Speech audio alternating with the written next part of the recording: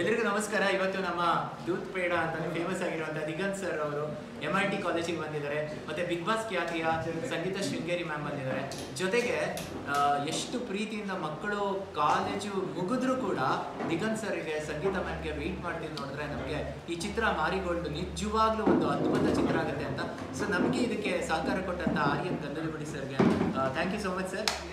And ಅದ್ರ ಜೊತೆಗೆ ಏನಪ್ಪ ಅಂದರೆ MIT ಕಾಲೇಜಿನ ನಮ್ಮ ಪ್ರಾಂಶುಪಾಲರು ಇದ್ದಾರೆ ಸರ್. ನಮಸ್ಕಾರ. ನಮಸ್ಕಾರ.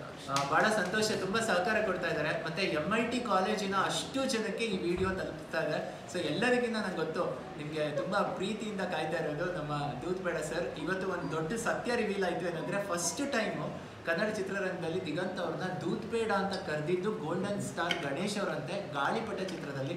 ಅದು ಇವತ್ತು ರಿಲೀಸ್ ಆ ಒಂದು ಸತ್ಯ ಇವತ್ತು ರಿವೀಲ್ ಆದಾಗ ಎಲ್ಲ ಸ್ಟೂಡೆಂಟ್ಸ್ ಓ ಅಂತ ಕೂಗ್ತಾ ಇದ್ರು. ಸೊ ಇವತ್ತು ನಮ್ಮ ದಿಗಂತ್ ಸರ್ ಇದ್ದಾರೆ. Hi sir.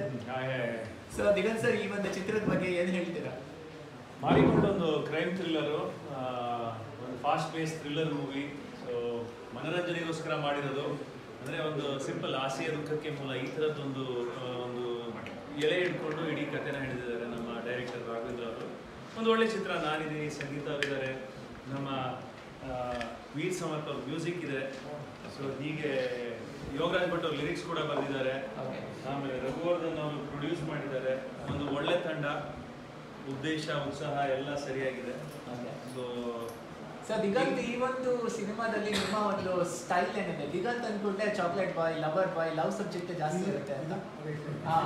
ಸೊ ಎಲ್ಲದ್ರ ಜೊತೆ ಒಂದ್ ಸ್ವಲ್ಪ ಥ್ರಿಲ್ಲಿಂಗ್ ಸಬ್ಜೆಕ್ಟ್ ಇದೆ ಅಂತ ಕೇಳ್ಪಟ್ಟೆ. So how is it? ನೀವು ಹೊಸ ಜಾನರ್ ಟ್ರೈ ಮಾಡ್ತಿದ್ದೀರಾ ಕನ್ನಡ ಚಿತ್ರರಂಗದಲ್ಲಿ? ಅಲ್ಲ, ನಾನು ಕತೆ ಹೇಳಿದಾಗ ನನಗೆ ರಾಘು ಅವರು ಡೈರೆಕ್ಟ್ ಕತೆ ಹೇಳಿದಾಗ ತುಂಬಾ ಇಷ್ಟ ಆಯ್ತು. ಯಾಕೆಂದ್ರೆ ನನಗೂ ಏನೋ ಒಂದು ಆಸೆ ಇರುತ್ತಲ್ಲ, ಬೇರೆ ಥರದ ದಿನ ಟ್ರೈ ಮಾಡಬೇಕು.